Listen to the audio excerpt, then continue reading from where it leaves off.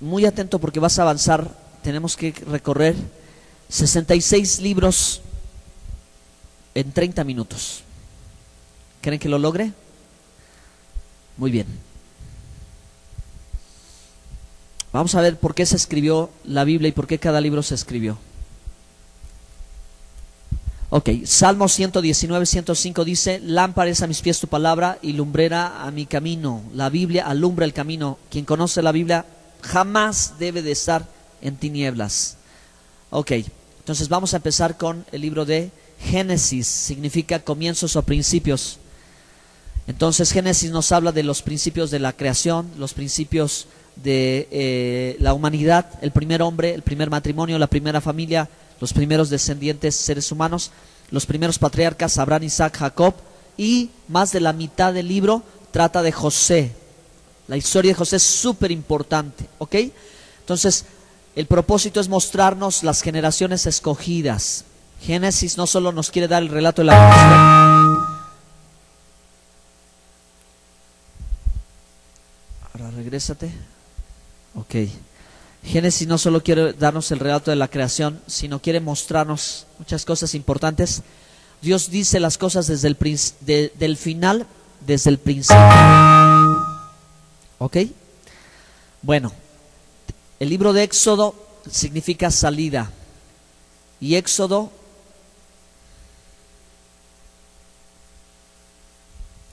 oren por Jaciel para que todo les salga.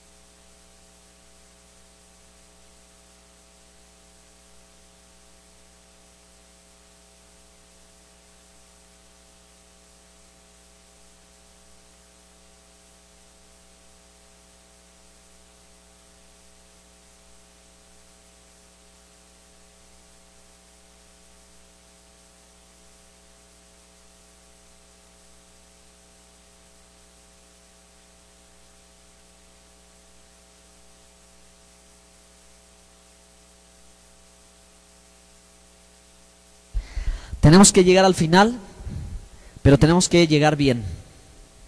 Si ustedes logran completar esta historia, están aprobados. Éxodo es salida, y es la salida de los descendientes de los 12 hijos de Jacob, que se quedaron a vivir en Egipto por 430 años. ¿Ok? Éxodo es la salida, y Éxodo nos va a relatar el nacimiento de la nación hebrea, de la nación de Israel, la primera congregación, porque ahí se les llama la gran congregación, la gran asamblea, y cómo Moisés saca al pueblo de la esclavitud de la nación de Egipto, y en 50 días están en el monte Sinaí. ¿Ok? Entonces es el relato que se nos va a dar, y se va a tener como punto clave, muchos capítulos van a hablar del tabernáculo, la construcción del tabernáculo. La historia sigue porque también el tercer libro de la escritura es el libro de los levitas, el libro levítico, donde están las instrucciones. ¿Ok? Significa Torah. Torah significa instrucción, y aquí están las instrucciones para los sacerdotes, el sumo sacerdote, para los sacrificios, para las mujeres, para los hombres, para la purificación, para el orden social, etcétera, etcétera, etcétera. ¿Ok? Entonces es un llamado de Dios a vivir en santidad. ¿Cómo saber que vivo en santidad? Si obedezco su palabra, si no quebranto el mandamiento, si entiendo qué es el pecado. Es un libro revelador porque nos va a decir qué es pecado. ¿Ok? ¿Qué es el pecado? Y entonces quien hacía algo o quien practicaba el pecado sabía que no estaba en santidad, etcétera, etcétera, etcétera. ¿Ok? Adelante. El libro de Números nos va a contar, nos va a relatar el recorrido del pueblo de Israel en el desierto. Nos va a mostrar la gracia de Dios y la misericordia de Dios a un pueblo que en el desierto desobedecía al Señor. Probó Israel 10 veces en el desierto a Dios. Dios les reveló la buena nueva. Dios les dio la buena nueva, pero ellos no creyeron. Entonces una generación murió y nació otra generación, pero Dios en todo ese tiempo mostró poder, misericordia y gracia. ¿Ok? Les dio la ley y les dio gracia, misericordia. ¿En dónde? En el desierto. ¿Ok? ¿Cómo estoy seguro? La nube de fuego, perdón, la columna de fuego, la nube, ¿sí?, que los cubría, el maná, su vestido no se desgastó, les dio agua de la peña de Oreb, las aguas amargas se volvieron dulces, les dio las codornices, mostró su misericordia. El libro de Deuteronomio significa repetición de la ley. Y el libro de Deuteronomio, hermanos, es el último libro que escribe Moisés de los 5 primeros libros que se conocen como la ley de Moisés o la Torá, ¿ok? Y ahí se nos exhorta en los 3 sermones de Moisés a la obediencia a los mandamientos. Antes de que ellos entren a la tierra prometida, Moisés hace un recordatorio de lo acontecido, es un repaso, ¿verdad? Es un volver a recordar y decir, esto es lo que Dios dijo, esto es lo que Dios hizo, esto es lo que Dios ordenó, obedézcanlo y prosperarán. Obedézcanlo y vivirán. Los mandamientos de Dios no son para muerte, son para vida y para preservar la vida y evitar la muerte. Los mandamientos de Dios son para preservar la vida y evitar la muerte, ¿ok? Interesante porque Moisés no entra a la tierra prometida, ¿sí? Moisés no entra a la tierra prometida, entra Josué o Yehoshua o Yoshua, o más correctamente Yeshua, que es la salvación de Yahweh, salvación, ¿ok? Es una figura profética, totalmente profética, ¿ok? Y Josué introduce al pueblo a la tierra prometida, ¿ok? A las 12 tribus de Israel las introduce para que conquisten y posean la tierra que Dios les prometió, desde Abraham, Isaac y Jacob, ¿ok? Entonces el libro de Josué nos va a describir el momento en que ellos entran a la tierra, cruzan el Jordán, los muros de Jericó, la ciudad más fuerte de la tierra, es derrotada, por lo que consigue la conquista de las otras ciudades debería de ser más sencillo, pero caen, tropiezan, fallan, ¿verdad? Y entonces tienen una derrota y se vuelven a levantar y luchan, y en su liderazgo Josué, ¿verdad?, comete algunos errores, aunque trae una gran victoria, pero Josué, ¿verdad?, permite a los gabaonitas y hace pacto, ¿verdad?, y deja que vivan algunos de los pueblos extranjeros en la tierra de los cananeos, en la tierra de Israel, lo cual provoca una crisis del pueblo de Dios, ¿ok? Libro de Jueces. Jueces son salvadores, libertadores. Jueces son, ¿verdad?, hombres levantados, ungidos por el Espíritu Santo para empezar a pelear como caudillos, para traer paz y para recuperar tierra. Aquí, hermanos, en este episodio, cuando el pueblo de Israel debería de estar viviendo la obediencia a los mandamientos, ellos, ¿verdad?, de pronto se extravían y empiezan a socializar, a simpatizar, a hacer convenio con los pequeños pueblos que preservaron en la tierra de Canaán, y eso produce estas pequeñas guerras, de tal modo que todo este periodo de tiempo Israel, ¿verdad?, pecaba, recibía su castigo, clamaba y Dios escuchaba el clamor y les levantaba un juez, ¿ok? Y se repetía 7 veces, 7 ciclos, 7 ocasiones. Israel lo hizo generación a generación. Los jueces o libertadores daban 30 años, 50 años, 80 años de paz, pero el pueblo, ¿verdad?, los hijos de los anteriores reincidían en un pecado mayor que el de su generación anterior. Es decir, hacían lo malo ante los ojos de Dios, o como dice, cada quien hacía lo que bien le parecía. Entonces, sin la obediencia y el conocimiento de la Torá, ellos no podían saber si hacían bien o hacían mal. Hacían lo que querían, y eso produjo crisis en el recién pueblo que se acababa de formar, de esas tribus a una nación, a un pueblo a una nación, pero con la venida de los reyes se convierte en un imperio. Una historia interesante es la historia de Ruth, significa amigable o amistad, y es la historia precisamente en este periodo de tiempo donde, ¿verdad?, una joven extranjera moabita, una princesa moabita, se casa con un judío en el extranjero y, ¿verdad?, muere este hombre y su suegra Naomi, ¿verdad? Las despide a las nueras, pero Ruth es fiel, ¿verdad? A ella y al Dios de ella y al pueblo de ella. Así que, ¿verdad? Esa fidelidad, esa conversión total y completa de una mujer extranjera la lleva, ¿verdad?, a una historia increíble de la Biblia, ¿ok? Y todo este libro nos muestra una conversión completa. ¿Cómo es una conversión? Tu pueblo será porque a donde quiera que tú fueres, yo iré; a donde quiera que tú vivieres, viviré; tu pueblo será mi pueblo y tu Dios será mi Dios. Una mujer extranjera que es fiel en la adversidad y que se ve recompensada casándose con vos y siendo de la genealogía escogida del Mesías, la bisabuela del rey David, ¿ok? Entonces, hermanos, el último de los jueces, o el que cierra el tiempo de los jueces, el tiempo de la teocracia para pasar a la monarquía, es Samuel. Y Samuel escribe un libro que se divide posteriormente en dos libros, primera y segunda de Samuel. Y Shmuel significa Dios escucha, ¿ok? Y la primera parte del libro nos habla del reino de Dios, cómo el reino de Dios estaba establecido, y Samuel, como profeta y sacerdote, recorría la tierra y traía paz y era bendición. Pero el pueblo, dice la escritura, que pidió rey como las otras naciones. Entonces, ¿verdad?, el segundo de Samuel ahora nos muestra la transición que vive el pueblo de Israel, de que Dios era el rey, y ahora ellos quieren un rey, y ese primer rey es el rey Saúl. Entonces establece la monarquía, ¿verdad? En el pueblo de Israel se establece el tributo, y muchas cosas suceden en los 40 años del reinado de Saúl. Muchas guerras, algunas las vence, pero otras las pierde, y pierde el arca del pacto del testimonio.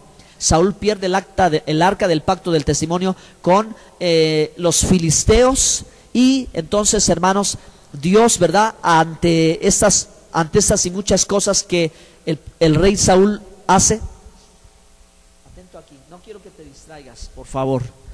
Ante todas esas cosas que hace el rey Saúl, Dios escoge a un varón conforme a su corazón, llamado el rey David, que reina 40 años y hace que el territorio se triplique, se anche, se ensancha, se engrandece. Y el rey David, un hombre entregado al varón conforme al corazón de Dios, un hombre adorador, un hombre hermoso, valiente, guerrero, ¿verdad?, es puesto por rey y trae mucha gloria a la nación. Y entonces el rey David tiene en su corazón edificar casa a Dios, edificarle el templo, ya no una casa de campaña móvil, sino ahora edificar el templo. Y él no lo edifica, pero él lo planea y educa a su hijo, el hijo de Betsabé, el segundo, Salomón, ¿verdad? El hombre de paz, varón de paz, para que él lo edifique. Entonces, hermanos, en este tiempo, en este momento, el rey David, ¿verdad?, compone salmos preciosos, y uno de esos salmos es el 119,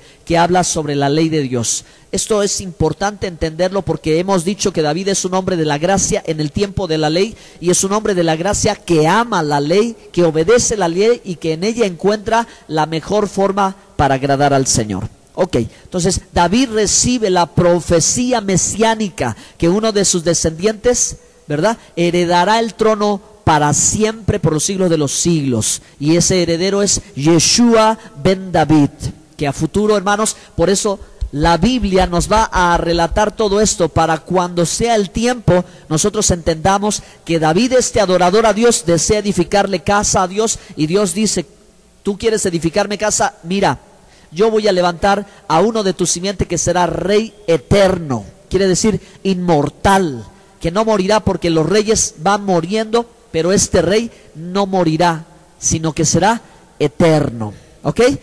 En todas estas cosas hay asuntos interesantes con los que podemos entender, hermanos, después el cumplimiento profético del ministerio, la muerte y resurrección de nuestro Señor Jesucristo.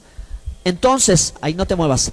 Entonces, hermanos, Salomón hereda el trono y reina 40 años más, pero en estos 40 años él amplía todavía más el territorio y deja de ser un reino para convertirse en un imperio. Es el imperio de Israel, aquello que después de la caída y la división y el cautiverio, el pueblo de Israel anhela volver a mirar. El imperio que tocaba en el borde de sus vestiduras, Europa, África y Asia, todo este territorio que le pertenecía a Israel, porque ellos daban sombra a muchas naciones. La fama del templo, de la casa del nombre de Dios, recorrió la tierra gracias a Salomón. ¿Ok? Entonces, pero Salomón, ¿verdad? No fue perfecto, aunque fue el hombre más sabio, también fue el más necio, porque Dios le advirtió que se conduciera correctamente como su papá David, pero Salomón desobedeció.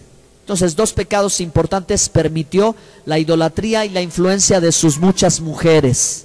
¿Ok? De tal modo que Salomón se vio edificando altares a dioses paganos.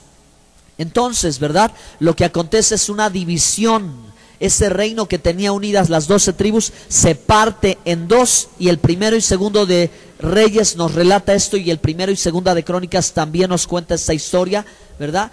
Sobre la división del reino. Uno, que era un reino conocido como Israel, se divide en dos casas, en dos reinos, al norte y al sur, y ahora comienza una historia que hay que restaurar, una historia que hay que componer, que llegará hasta el final de los tiempos.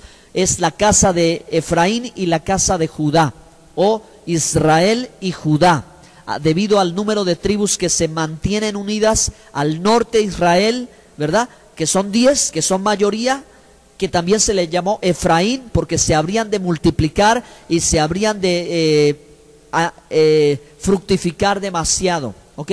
Y la casa de Judá, por la tribu de Judá. Y de aquí la fidelidad de Judá, el cetro de Judá no será quitado hasta que venga Silo, que es el Mesías. ¿Ok?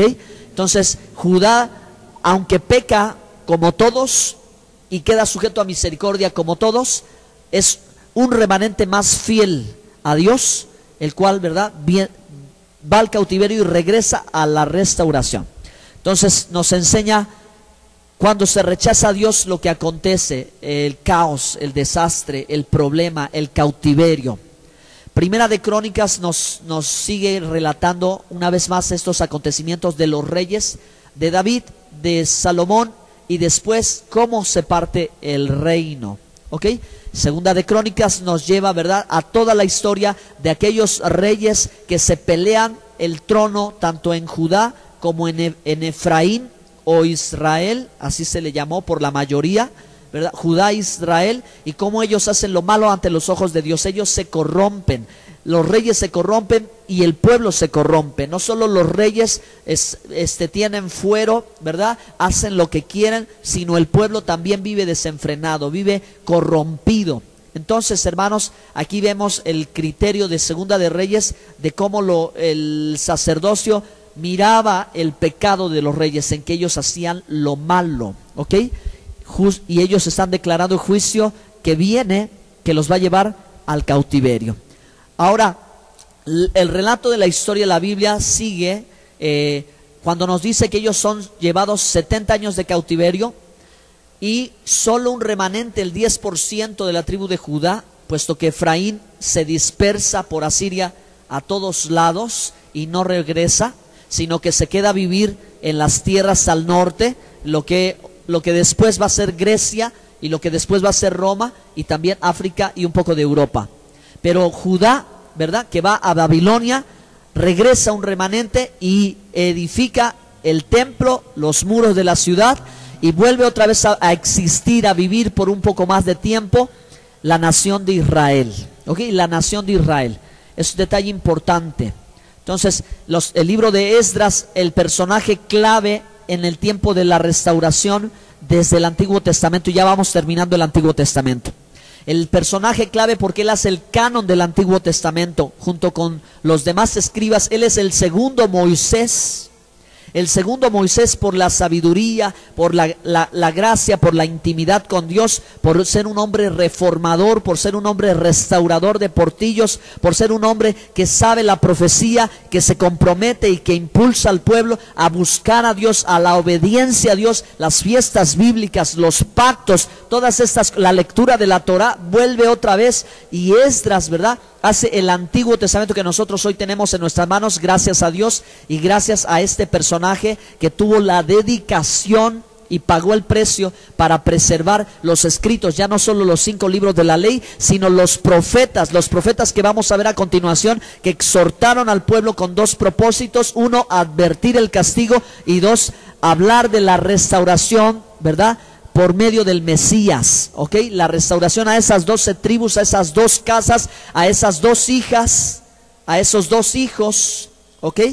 Y eso es lo que se va a relatar posteriormente. Entonces, Esdras, hermanos, tiene una labor impresionante.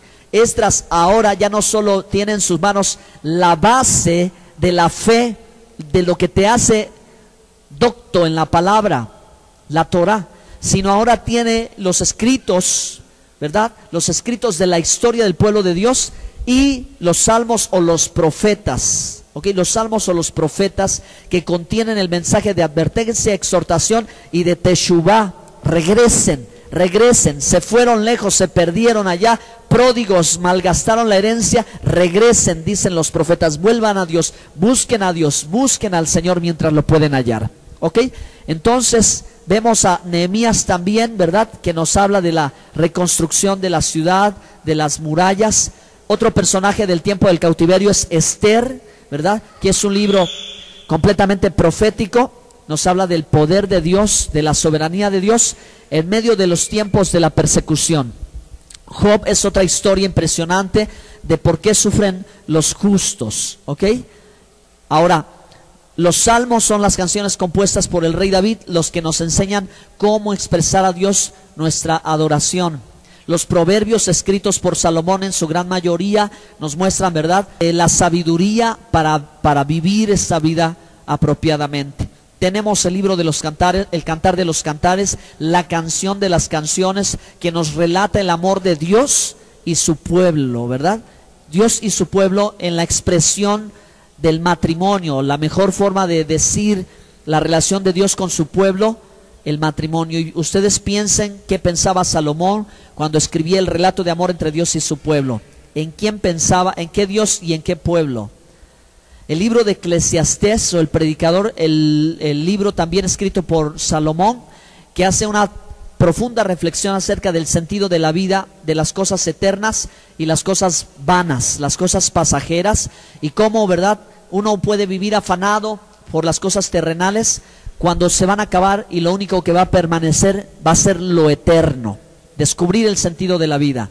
Vamos ahora con los profetas, hermanos. ¿Qué pasó en el tiempo en el que el reino estuvo dividido al norte y al sur? La casa de Efraín, la casa de Judá, Israel y Judá, divididos, cautivos, esclavos, dispersos, ¿verdad? Todos ellos, los profetas exhortaron a las 2 casas, ¿ok?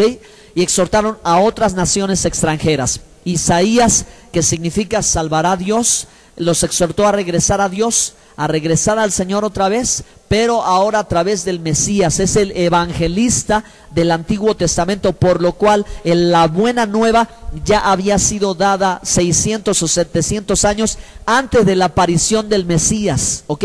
La profecía ya se había anunciado, ya se había dicho cómo Dios traería la restauración del pueblo de Israel y de todas las naciones y de toda la creación, ¿ok?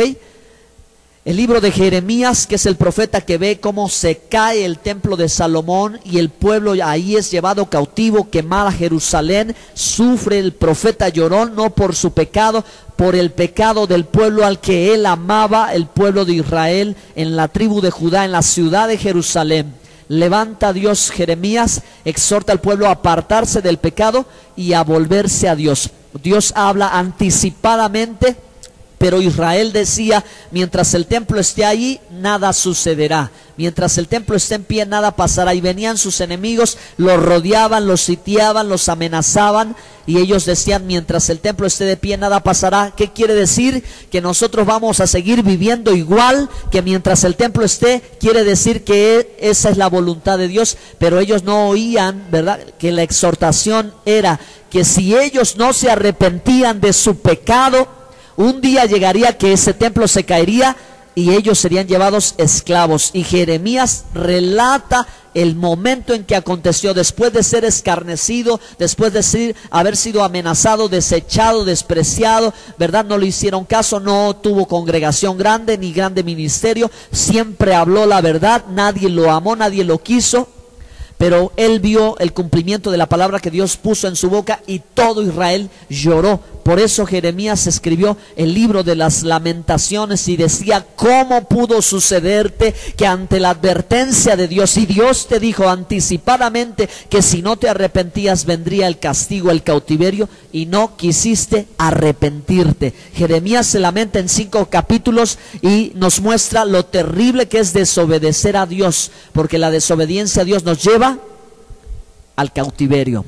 El profeta Ezequiel significa fortalecerá a Dios. El profeta Ezequiel, una vez más, y así sucede con cada profeta, anuncia el castigo por el pecado del pueblo de Israel, ¿verdad? Y lo que acontecería, pero también en las visiones de Ezequiel, Dios le da la segunda palabra, puesto que el endurecimiento de Israel ya no va marcha atrás. Él le muestra la futura salvación y la reconstrucción del tercer templo. Ezequiel tiene una visión que rebasa los siglos en la historia, no solo para su generación, sino el futuro en el tiempo, en la era mesiánica, en el conocido milenio. Ahora, hermanos, vemos al profeta Daniel, que convive con 4 reyes de los diferentes imperios, ¿verdad? De Babilonia, con los sucesores de Nabucodonosor, los medopersas, ¿verdad? También convive con ellos, con Ciro, con Darío. Ahí él está en el palacio y Daniel es un hombre fiel, ¿verdad? Que recibe una tremenda revelación profética en las visiones de Daniel, ¿verdad? De la estatua y de la estatua que se le presenta, y de la visión de las 4 bestias que representan los 4 imperios, bajo los cuales la casa de Judá o el pueblo de Israel tendría que sobrevivir a cada uno de ellos, y es Babilonia, Medo-Persa, Grecia y el más terrible de todos, Roma. ¿Ok? Y cómo la visión llega allí, porque allí en el 70 cortan, ¿verdad? Ahí es una vez más destruido el templo. Daniel nos enseña sobre la fidelidad de Dios, y Dios siempre tiene el control, aún en medio de la prueba, de la adversidad, de la tribulación. Nada se le escapa al Señor. El profeta Oseas, hermanos, es el profeta que nos muestra con su vida, con su testimonio, obediente a la instrucción de Dios, aunque él no comprende, pero obedece, el amor de Dios por su pueblo pecador. Se nos ilustra claramente cómo su pueblo, como la esposa del Eterno, se va y se prostituye por dinero con otros, se vende, ¿verdad? Fornica, peca, adultera, y Oseas sufre, se duele su corazón, y Dios le dice, así como te sientes, así me siento yo por mi esposa, mi pueblo que amaba, y se fue con otros dioses. Así que, hermanos, es una tremenda exhortación que nos habla del amor del Eterno por su pueblo.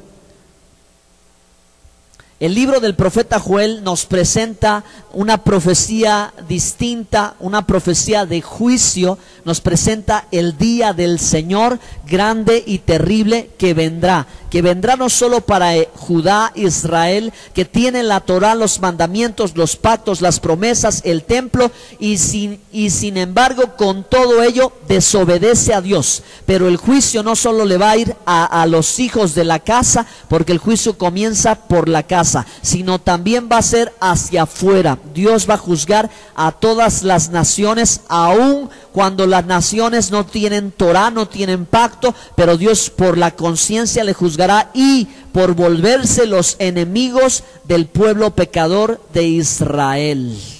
También porque Dios usa a esos pueblos para juzgar al pueblo de Israel. Babilonia y sus enemigos, los asirios, esos pueblos que eran más terribles que ellos, fueron usados para traer el castigo. Entonces el profeta Amós igualmente, ¿verdad?, nos habla sobre el juicio de Dios inminente, como un río. Ya no va a marchar atrás, pero va a arrastrar todo.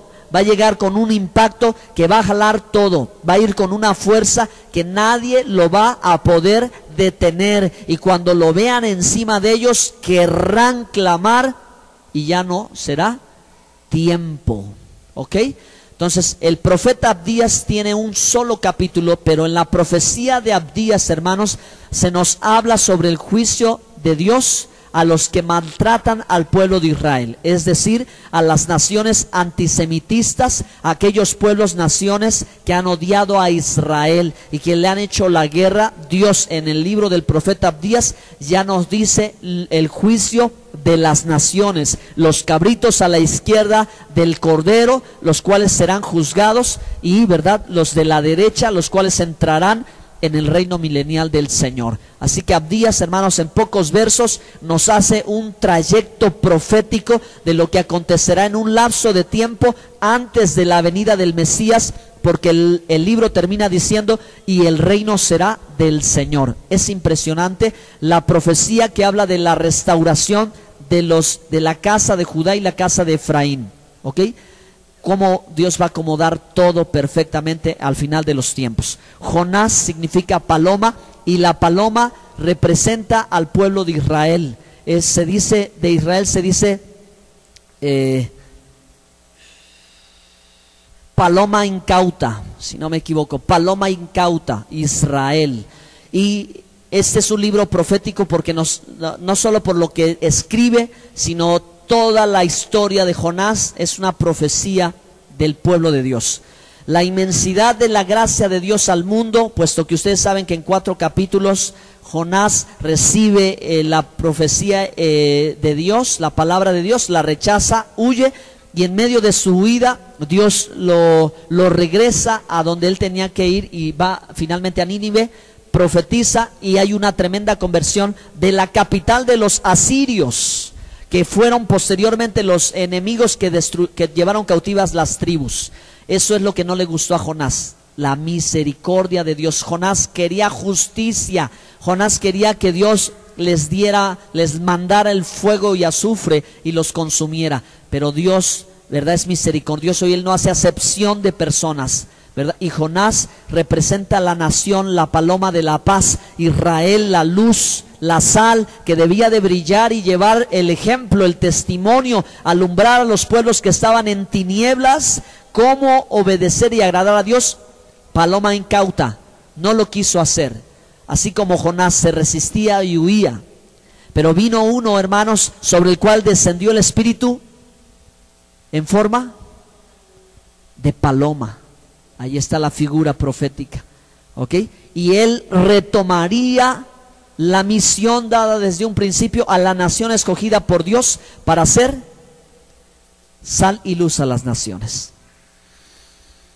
El libro del profeta Miqueas nos habla, hermanos, de una forma sencilla en cómo librarse del juicio de Dios, cómo librarse del juicio que se acerca, en una exhortación, ¿verdad?, acerca de cuál es la voluntad de Dios y cómo, hermanos, salir bien librado, porque Dios, hermano, no quiere que nadie perezca, sino que todos procedan al arrepentimiento. Y con esto, hermanos, vamos viendo, hermanos, cómo a lo largo de más de 200 años Dios habló a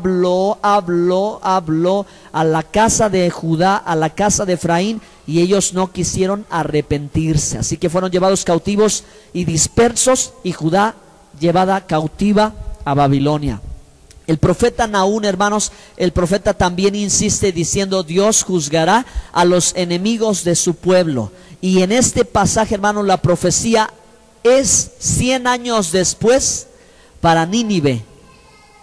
100 años después, aquellos que perdonó Dios aquí, según el profeta, ahora Dios va a llevar a cabo el juicio. ¿Por qué? Porque después de esto volvieron a reincidir, y ahora sí Dios en Asiria va a ejecutar su juicio, porque se volvieron enemigos del pueblo de Dios, del Dios que los perdonó.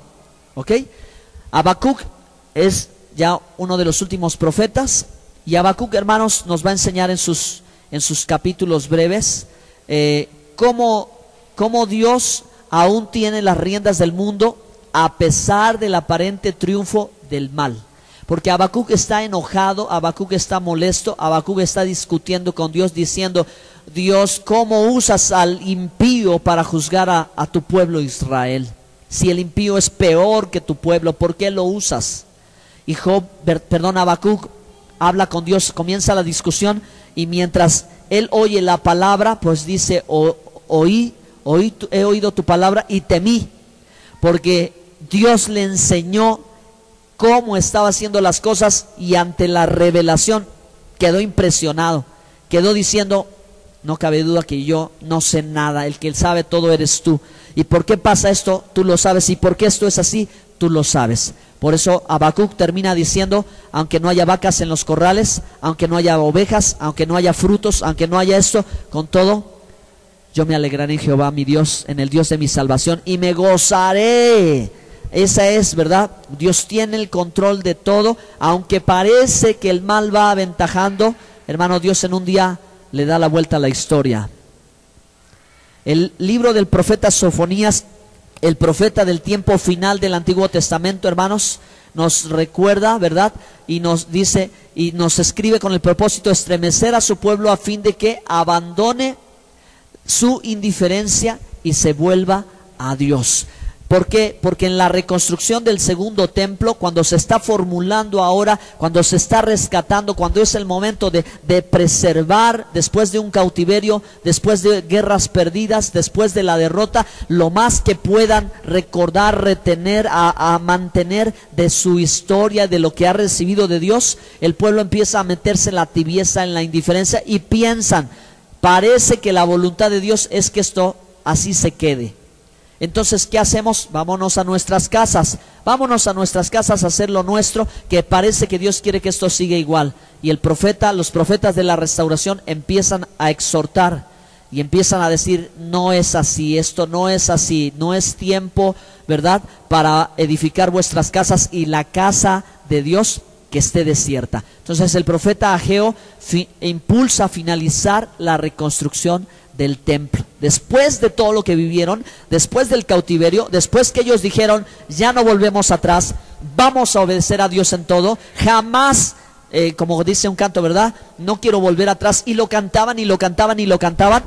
Poquito tiempo después se empezaron a enfriar. Se empezaron a enfriar y otra vez, poco a poco, lo mismo. Dios levanta otra vez a los profetas y les da la última exhortación del Antiguo Testamento: échenle ganas. Aleluya. Esfuércense y sean valientes. ¿Ok? Esa es la voz profética, hermano, que cierra el Antiguo Testamento. Zacarías la palabra es dar esperanza al pueblo de Dios al revelar la divina liberación futura a través del Mesías.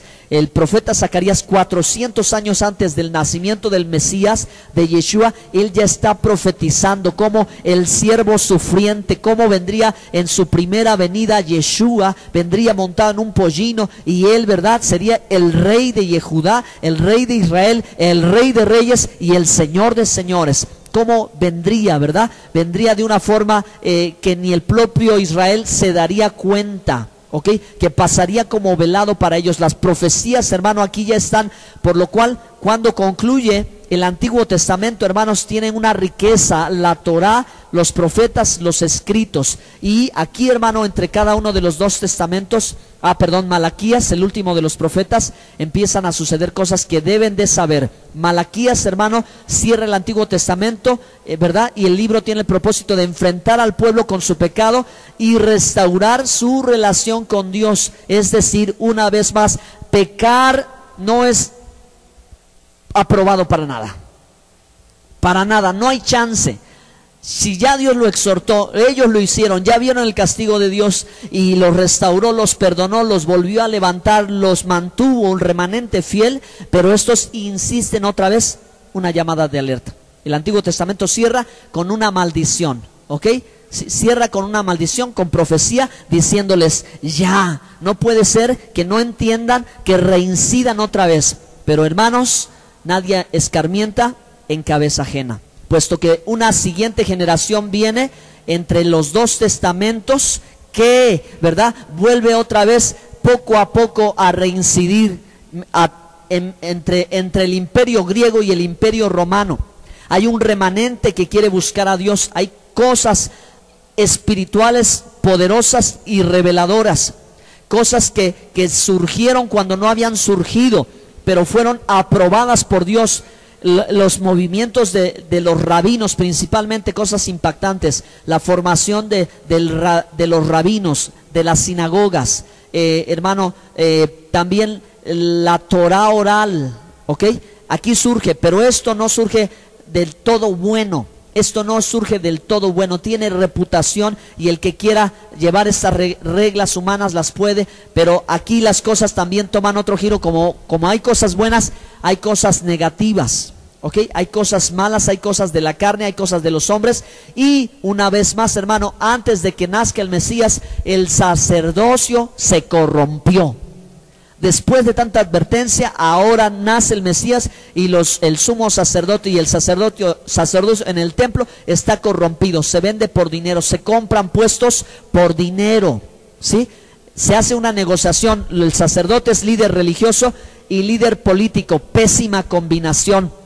Es un fracaso que la iglesia se meta con la política. Es un fracaso porque la ambición del poder, la ambición del dinero, la ambición de las cosas materiales le ganó a los sacerdotes. Anás, Caifás, vendidos por dinero, comprando los puestos, gente de Roma, no gente levítica, no nacidos de la tribu de Leví, sino gente del imperio romano que quiere el poder y el control, que no sabe ni ofrecer un sacrificio en el atrio, y que por eso los rabinos están allí para enseñarlos. Hay una corrupción que el Mesías denuncia cuando vuelca las mesas y exhorta, no porque rechaza el templo y el sacerdocio y la Torah, sino porque rechaza la corrupción, rechaza el pecado, rechaza la impunidad, rechaza la contaminación que hay en ese entonces cuando el Mesías aparece. Lucas 24, 44 y 45, Yeshua dijo: era necesario que se cumpliese todo lo escrito de mí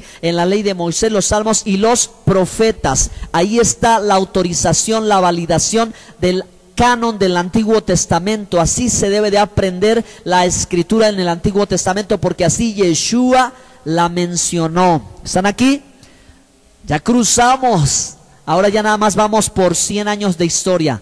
Amén. Y vamos rápido. El Mesías, hermano, nace en Belén. El Mesías cumple la profecía desde su nacimiento, su niñez, su juventud, su ministerio, su muerte, su resurrección, su ascensión a los cielos.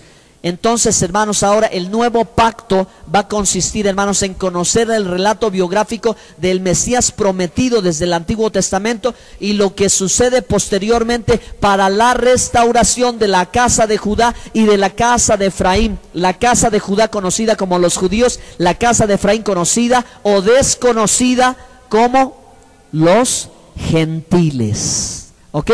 Y cerramos la escritura en el libro número 66 con Itgalut, Apocalipsis o la revelación. Leví ben Alfeo escribe, hermanos, este relato biográfico para los judíos y describe al león de la tribu de Judá y nos muestra que Yeshua ben David es el Mashiach rey. Él es el prometido de la casa de David.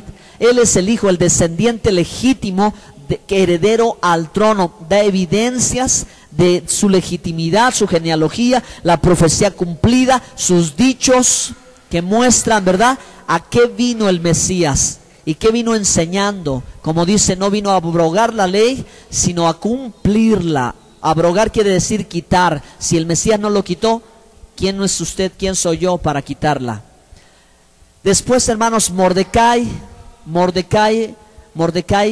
ben Yohanan va a escribir el segundo evangelio, relato biográfico del Mesías, pero con otra perspectiva. Él ahora va a ver a Yeshua ben Yosef ¿verdad? Que Él es el siervo sufriente. Él nos va a mostrar la primera venida de la que se hablaba, ¿verdad? Que vendría con humildad, vendría para tener un cumplimiento espiritual y después en su segunda venida un cumplimiento terrenal. Yeshua ben Yosef es la humanidad del Mesías, ¿ok? Él nos va a relatar a Yeshua ben Yosef el hijo del hombre, perdón, el siervo de Dios, pero el siervo sufriente.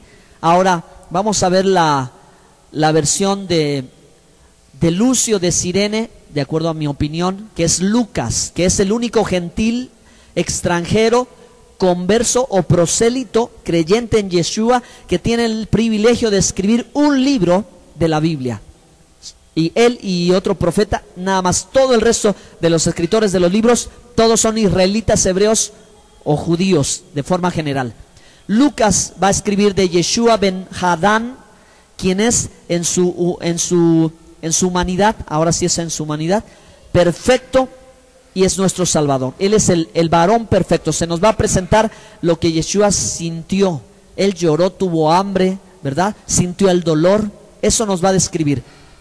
El siguiente y último de los relatos biográficos del Mesías es Yohanan. Yohanan ahora va a escribir de forma diferente a los otros tres, porque él va a presentarnos la divinidad del Mashiach y nos va a hablar de Yeshua ben Elohim, que es el hijo de Yahweh, ¿ok?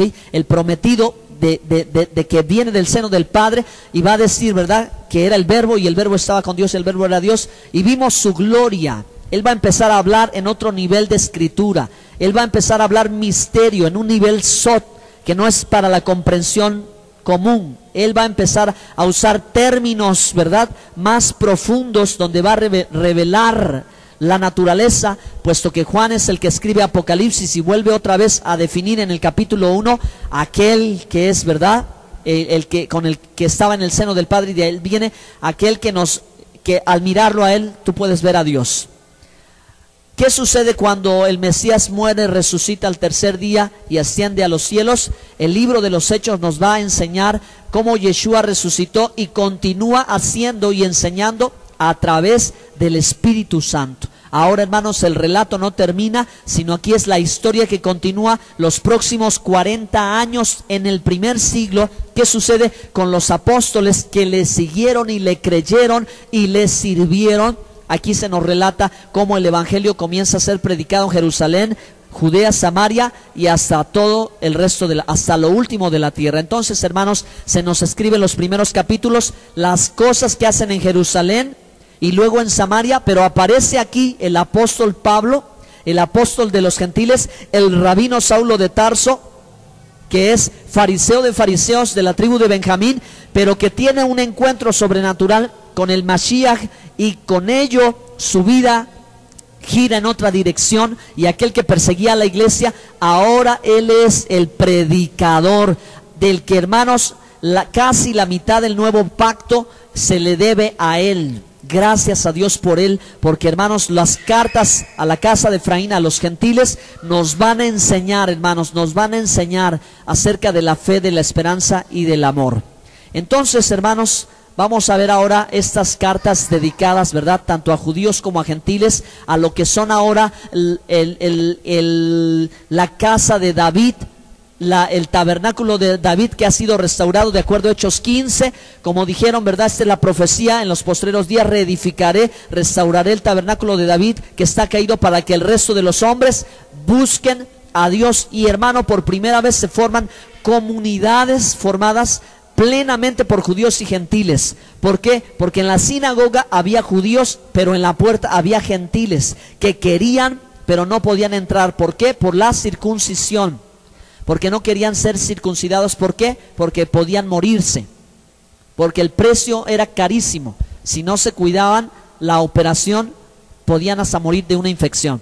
Entonces, esa era una barrera tremenda que se había levantado en las sinagogas del primer siglo, porque, hermanos, había prosélitos temerosos de Dios, y los sadik del primer siglo son los justos, quiere decir aquellos de la Israel biológica, nacidos de Israel, de los descendientes de Israel, obedientes a los mandamientos, a la Torá, pero practicantes del judaísmo.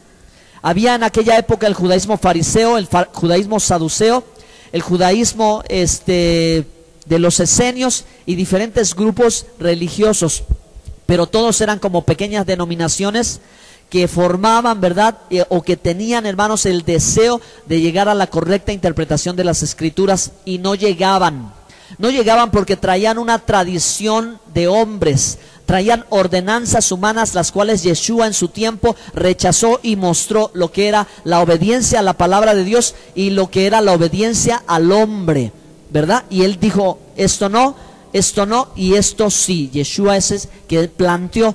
Entonces, hermanos, cuando Pablo funda comunidades alrededor de Jerusalén, ya no hablamos dentro, ahora hablamos que Pablo es el Shaliach, el enviado a los gentiles, recorre muchas comunidades, pero le escribe a 7 comunidades, y ahí lo vamos a ver ahorita. Él trata con judíos y gentiles porque la estrategia de Pablo en el primer siglo era llegar a la sinagoga, y en la sinagoga se encontraba un poquito de judíos y un montón de gentiles en la puerta, que les gustaba, que querían aprender, que iban en el Shabbat a la sinagoga a escuchar la Torah. Entonces, ante esta circunstancia, Pablo predica a Yeshua, relata toda la historia, Hechos 26, Hechos 22, si no me equivoco, y Hechos 9, la conversión de Saulo, ustedes lo leen, y Pablo relataba su historia hasta que llegaba al punto clave, a predicar el evangelio, a anunciar a Yeshua el Mesías, que había llegado, había muerto y había resucitado.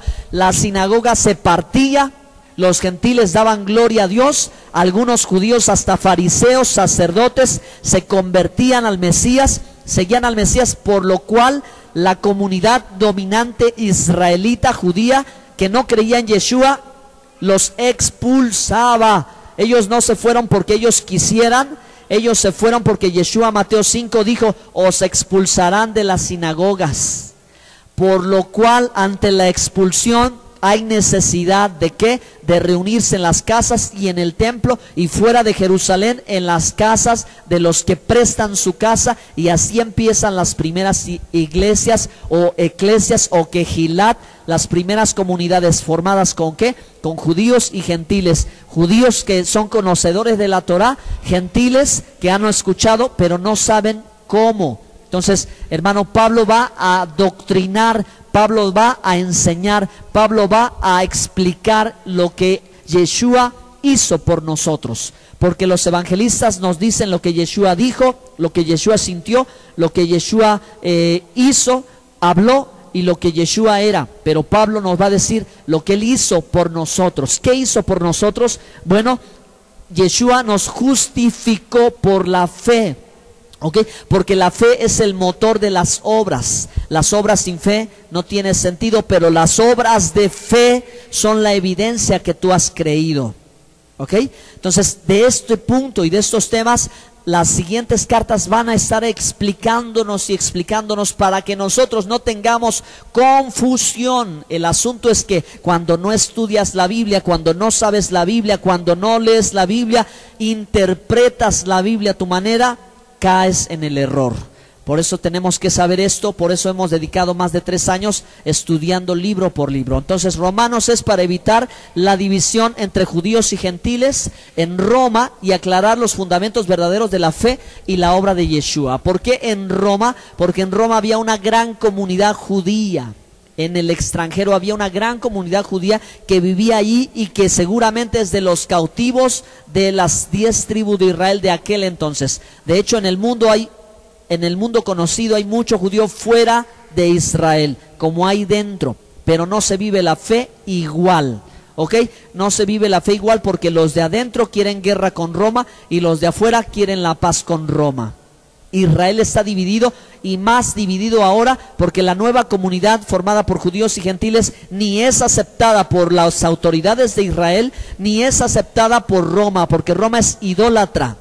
Israel rechaza al Mesías en parte. ¿Quiénes rechazan al Mesías? Los rabinos, los sacerdocios, aquellos que el Mesías los exhortó, a los suyos vino y los suyos no lo recibieron. ¿Por qué no lo recibieron? Porque les dijo: hipócritas fariseos, ¿Por qué los exhortó? Les dijo, están llevando las cosas mal. Estos rechazan entonces a Yeshua y quieren matar a los apóstoles y quieren también matar a Pedro y quieren matar a Pablo. Pero Pablo, hermanos, lleva la buena nueva, no llega a Roma y les escribe y les explica los fundamentos de la fe y en qué consiste la obra de Yeshua. ¿Por qué? Porque en ese tiempo ya se está pervirtiendo el mensaje. Ya algunos están viendo la forma de ganar dinero, de hacer negocio. Otros están viendo la forma de introducir herejías, ideas. Y por eso Pablo tiene que llevar esta directriz. La primera carta a los Corintios tiene el propósito de evitar la división, la inmoralidad, promover el orden comunitario y fomentar el amor. El amor, seguir el amor y procurar los dones. Porque la comunidad de Corinto, hermano, estaba muy metida en un ambiente demasiado mundano, una ciudad comercial donde era normal, el pecado era lo más común, era lo más normal, y ahora Pablo tiene que enseñarlos cómo vivir con una obediencia moral a los mandamientos de Dios. La segunda carta a los Corintios, ¿verdad?, continúa a la primera y está escrita para demostrar con hechos la legitimidad del ministerio de Pablo como apóstol, porque cuando escribió la primera de Pablo decían, ese es un enojón, ese es un mentiroso, ese es un falso apóstol. Y entonces en la segunda carta ahora dice, les escribo y voy a ir para darles yo personalmente una regañiza, dice Pablo, ¿no? Pero les advierte y le dice, aquí está mi historia. Segunda de Corintios te va a ayudar a entender con claridad a qué vino Pablo, qué hizo Pablo. Pablo no es el fundador de una nueva religión, ni tampoco Jesucristo es el fundador de una nueva religión. Si tú quieres entender cuál es el trabajo y la tarea del apóstol, aquí está, ¿ok? La respuesta. Vamos a ver la carta más complicada del nuevo pacto, la carta a los Gálatas, la menos entendida y de donde se ha interpretado que ya no hay que obedecer los mandamientos de Dios. ¿Qué significa eso? Pues que se puede adulterar, se puede mentir, se puede robar, se puede adorar muchos dioses, porque eso es la desobediencia a la ley, a la Torah, a los mandamientos. Eso es la desobediencia. ¿Creen ustedes que Pablo quiso decir eso? No, ¿verdad? Ok, síganme escuchando, ya voy a acabar. Perdón que no tengamos una conversación aquí. Pero el libro de Gálatas escribe para esto. La palabra escrita es la máxima autoridad. No la Torah oral, es decir, no las reglas de hombres, no las tradiciones, no las ordenanzas, no las costumbres que los rabinos ya habían impuesto sobre el pueblo, sino la Torah escrita, la palabra de Dios, la verdad. Eso es lo que significa verdad, Torah, la instrucción, la que te puede hacer libre, con la que puedes.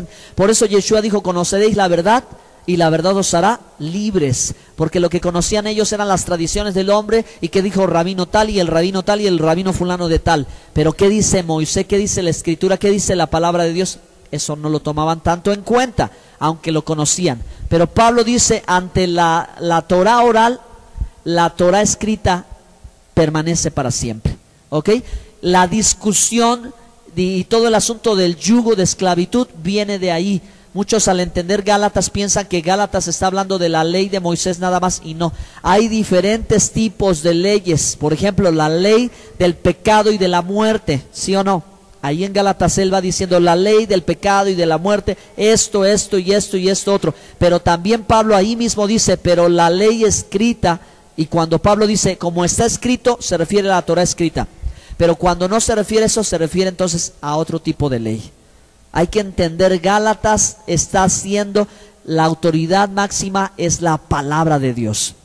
Bueno, ahora viene, hermanos, la carta a los Efesios, y esta carta, hermanos, tiene el propósito de revelar el misterio de las dos casas de Israel. ¿Cuáles son las dos casas de Israel? Las que el Antiguo Testamento nos ha venido contando, que se dividieron y se fueron a la diáspora, a la dispersión, al cautiverio, pero que de esa nación Dios había prometido que Él haría cosas grandes y poderosas, y Él, ¿verdad?, lo cumpliría. Así que Pedro, cuando el Señor va a resucitar, le pregunta, ¿cuándo restaurarás el reino a Israel? Porque como ya estaban viendo la llegada de los griegos, los gentiles acercándose al Mesías, ya Yeshua dijo, ¿verdad?, si el trigo si el grano de trigo no cae a tierra y muere, este no da fruto, pero si cae a tierra y muere, dará mucho fruto, diciendo, van a venir no solo de Judá, sino van a venir de afuera las ovejas perdidas, las que se quedaron, las que se salieron, las que se dispersaron, todo eso se va a recuperar. Y Pedro dice, ¿cuándo lo vas a hacer?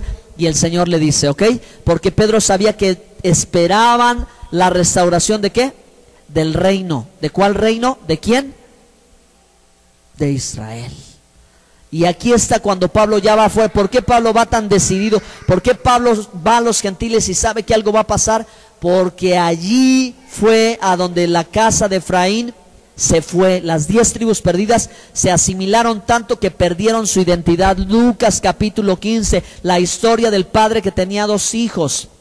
O la misma historia que Ezequiel muchos siglos atrás lo contó, diciendo, una madre tenía 2 hijas, a Ola y a Oliva, y una era mala, pero la otra vio que esta era mala y se hizo peor. O sea que Ezequiel nos relata la parábola hablando de una madre con 2 hijas, y Yeshua nos relata el mismo significado de un padre con 2 hijos, 2 porque son las 2 casas, ¿ok? Y cómo a través del Mesías la profecía de Isaías se cumple, la profecía de los profetas se cumple, uniendo, quitando la barrera de división y restaurando ahora, ¿verdad?, aquel que fue pueblo. Por eso es que los que estaban fuera, ¿cómo creyeron en un Mesías judío? ¿Cómo creyeron en el Dios de Abraham, de Isaac y Jacob? ¿Cómo querían saber de un libro judío? ¿Por qué? Porque en ellos había lo que en Gálatas dice Pablo, ¿verdad?, la simiente de Abraham, y si ustedes han creído en Cristo, simiente de Abraham son. El libro de los Filipenses nos exhorta a vivir con alegría en todas las circunstancias, ¿ok? En medio de pruebas, en medio de dificultades. Es un poderoso mensaje que debemos de aprender. La carta a los Colosenses, la corrección doctrinal a la comunidad de Colosas, y para contrarrestar herejías y exhortar a los creyentes. O sea que aquí hay instrucción apostólica, es decir, esta es la doctrina de los apóstoles. Aquí está, perseveraban en la doctrina de los apóstoles. ¿Cuál era la doctrina? Ahí está la escritura. Ahí está la escritura. ¿De qué se trata? Aquí se nos va diciendo cómo, hermanos, la historia, ¿verdad?, dio un vuelco con el Mesías, ¿verdad? Ahora la revelación que estaba en manos de unos, ¿verdad?, en el periodo del judaísmo del segundo templo, con los rabinos y todo eso, ahora Yeshua autoriza y valida a sus apóstoles, profetas, pastores, maestros y evangelistas para que ellos lleven ahora ellos lleven la palabra, ¿ok? Por eso es que no vemos ahora en manos de quién está la responsabilidad, a quién le tocó, ¿verdad?, llevar la pauta, ¿ok?, llevar la revelación. Bueno, terminemos ya. Primera Tesalonicenses, regresa por favor. Exhortar a los creyentes a través de la esperanza del regreso del Mesías y la resurrección de los muertos. Es una exhortación, hermano, para que esperemos, el tiempo se va a cumplir, no se desanime. Muchos en el primer siglo estaban dudando si ya había venido el Mesías o no. Otros ya querían regresarse otra vez a las tradiciones, otros ya querían irse al mundo, porque había polémica, y Pablo dice, no pierdan la esperanza, no pierdan la esperanza, porque vendrá con voz de mando, con el shofar de Dios, ¿ok? Vivan en santidad, que Él vendrá. Entonces, Segunda Tesalonicenses nos habla fe, amor y esperanza ante el regreso del Mesías, ¿verdad? Preserve, porque 3 cosas permanecen para siempre: la fe, la esperanza y el amor. Estas 3 cosas son vitales para la vida espiritual. Son 3 pilares que debemos de tener si queremos, hermano, llegar al final, porque el que perseverare hasta el fin.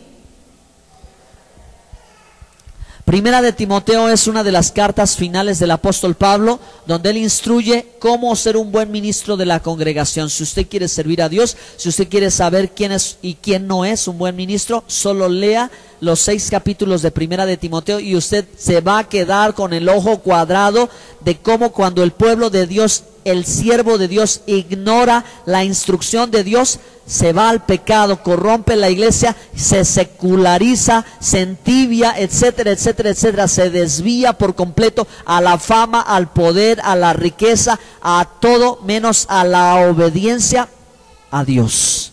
Entonces esa carta es tremenda, hermanos, para poder saber quién está sirviendo a Dios y quién no está sirviendo a Dios. No porque se pare en un púlpito, hable lenguas o profetice, es porque es un buen siervo de Dios.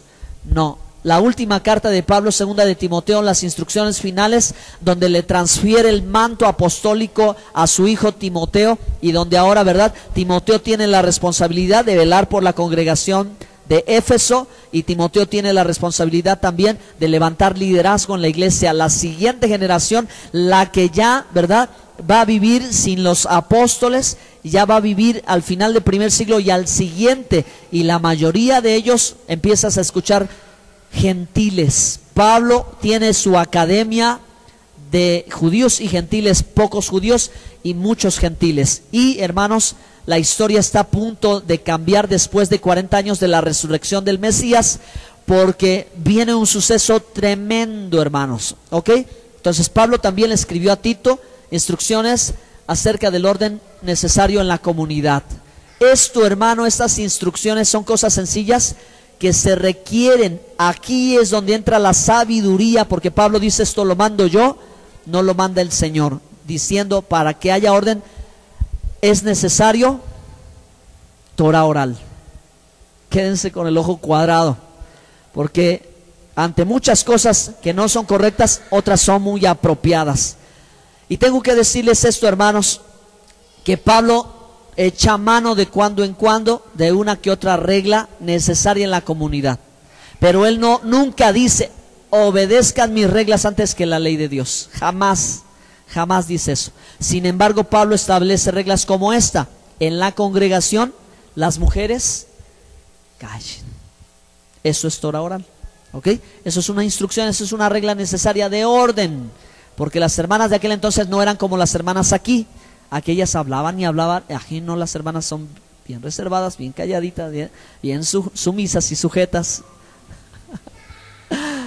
Filemón, voy a terminar, hermanos. Aguanten un poquito más. Viene el final estelar. Filemón quiere decir Dios restaura la dignidad humana. Es una historia de un hombre que defrauda a su jefe, se va, se convierte, lo conoce Pablo y lo manda de regreso. Lo más difícil que le podía pedir a Filemón era regresar, ¿verdad?, con Onésimo y presentarle y decir: perdóname, yo me equivoqué, yo la regué, aquí estoy, vuelve a confiar en mí. Y como dijo el Señor: si te pegan en la mejilla, pon la otra. Y Onésimo se ve en la necesidad de ¿qué? De eso, de poner la otra mejilla. ¿Por qué? Porque con la primera lo hirió y con la segunda lo va a restaurar. Gloria a Dios. Vamos a ver la carta. ¿A quién, hermanos? ¿Usted sabe quiénes son los hebreos? Sí, ¿verdad? Entonces, si esa carta lleva el nombre a quien se dirige, es porque, no creo que sea una fantasía, es porque es una carta en el nuevo pacto para los hebreos. Pero a veces no vemos. Necesitamos ver, necesitamos que nuestros ojos se abran, porque el desenlace tiene que ver con esto. La carta a los hebreos alienta a los creyentes judíos a estar firmes en la fe e instruirles acerca del rol profético del Mesías Yeshua. Parece que Pablo utiliza toda esa sapiencia y escribe una carta totalmente diferente, donde habla del tabernáculo, el sacrificio, el Cohen Agadol, el sumo sacerdote, todo eso que tiene que ver con hermanos, con lo que es el sacerdocio, perdón. Y esto en otras palabras es lo que se refiere al judaísmo, porque ¿quiénes hacían estas cosas si no los judíos? ¿Quiénes más hacen? No, son los judíos. Entonces, hermanos, aquí hay una tremenda conexión que nuestra mente no llega a entender. Pero, hermanos, Pablo les va a explicar el rol profético del Mesías con todo lo que un judío sabía, porque ellos sabían de los sacrificios, sabían de todo este sistema. Y ahora les va a mostrar, ¿verdad?, cómo esto cumplía una figura profética de lo verdadero. Cuando viniera el Mesías, de lo que era terrenal, tendría una referencia a lo celestial, a lo espiritual. Ahora vamos a ver otra de las cartas que a muchos no les gustaba y querían quitarlas de la Biblia, pero hermanos, es una carta contundente para evidenciar la fe de alguien que dice ser creyente, ¿ok? Y el tema es: aclarar en qué consiste vivir la fe, ¿verdad? Y bueno, Santiago va a insistir en esta explicación de evidenciar la fe, ¿ok? ¿Cómo? A través de las obras. Básicamente, hermanos, no está diciendo él no está diciendo lo que tú puedes hacer normalmente, está refiriéndose a la obediencia a los mandamientos de Dios. Esas obras de fe: Señor, he obedecido tu palabra, estoy obedeciendo tu mandamiento. Esa es. Primera de Pedro, hermanos, está dirigida, ¿verdad?, al pueblo del exilio, porque así comienza la carta, ¿verdad?, a los dispersos, ¿okay?, los de la diáspora. ¿Quiénes son los expatriados? ¿Quiénes fueron sacados de su patria? ¿Okay? Entonces, ahí está. Eso es la conexión con el Antiguo Testamento. Cuando no sabes el resto de la historia, te pierdes de una grande bendición. Brindar esperanza durante el largo exilio, porque aún Pedro todavía está en la fe de que vendrá el Hijo de Dios, volverá Yeshua, y en su venida establecerá su reino, y entonces ahora será lo que un día fue. Simón Barjoná escribe la segunda carta, o Simón Kefa, ¿verdad? Y ahora en general a todo el pueblo de Israel, a todo el pueblo de Dios, que, hermanos, está judíos y gentiles, Judá y Efraín, ¿ok? Conectando el Antiguo Testamento, Judá y Efraín. Ahora, enseñar a permanecer firme en la fe. Pedro tiene la intención también. La fe, la esperanza, el amor. Pedro va a insistir en la fe. Pedro va a insistir en la esperanza, Pablo va a insistir en la fe, y Juan va a insistir en el amor. Vamos a ver las últimas cartas. Primera de Juan, aclarando en qué consiste el verdadero amor. Una carta, hermanos, que necesitamos saber cómo amar a Dios, cómo amar al prójimo, cómo sé que sí estoy viviendo ese amor, que no es fantasía. Aquí está. Segunda de Juan trata sobre aclarar en qué consiste la verdad de Dios, ¿ok? En qué consiste la verdad de Dios, la doctrina de Cristo. Aquí hay una enseñanza apostólica poderosa. Y la tercera carta de Juan, aclarando en qué consiste el verdadero discipulado. ¿Quién se puede decir que es un genuino y verdadero discípulo del Señor? Yohanan ben Zebedeo.